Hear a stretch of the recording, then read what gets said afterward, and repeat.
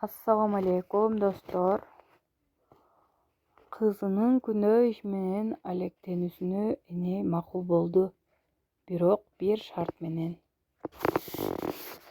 Кызы энесине сойгулук менен алектенүүнү каалап жаткандыгын айтып калды. Көңүлү чөккөн эне макул, бирок bir шарт коем. Ошол шартты аткарсаң, мен макулмун, деди. Эртеси энеси кызынын колуна кумараны карматты да хан сарайга барып, хандын алдына келген мезгилде жалган эле жагылып калуусун буйруду. Энесинин бул шарты кызга жеңил эле болчу. Кумараны колуна алды да хан сарайга жөнөдү. Сарайга барып күтүп турду да уудан келе жаткан хандын алдына басып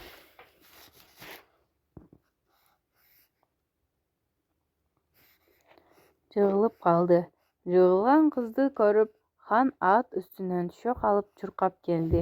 Анын артынан вазир жана 2 кароол да чуркап келишти. Хан кыздын бетине суу чачып, анан аны ордуна тургузуп койду да жолун улады. Өзүнө ыраазы болгон кыз энесине келип болгон окуяны айтып берди. Энеси койгон шарттарынын 3төн 1 аткарылгандыгын айтып, эртеси дагы хан сарайга баруусын буйруду. Эртеси кыз хан сарайга барып кечээки эле амалын жасады.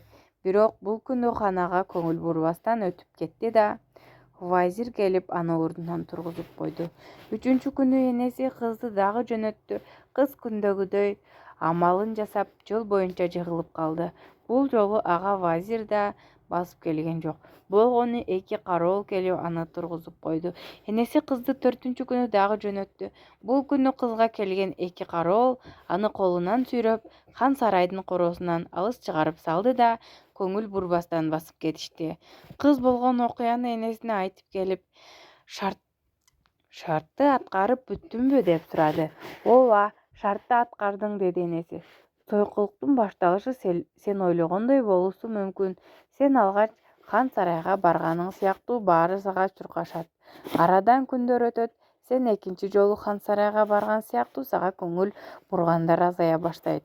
Акырында бир күн келет, сен акыркы жолу хан сарайга барган сыяктуу эч ким карабаган таштандыга айланасың. Эгер келечегиңдин ушундай болуусун кааласаң, анда каалаган жолуңа бара бер, деди.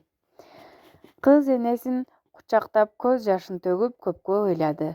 Анан, кымбаттым энем, мен жеңил ой кыска акылымды кечириңиз. Мени эч кимге кадыры жок, таштанды болуп калуудан сактап калганыңыз үчүн өмүр бою сизге карызмын, деп энесинин көкүрөгүнө башын жөлөдү.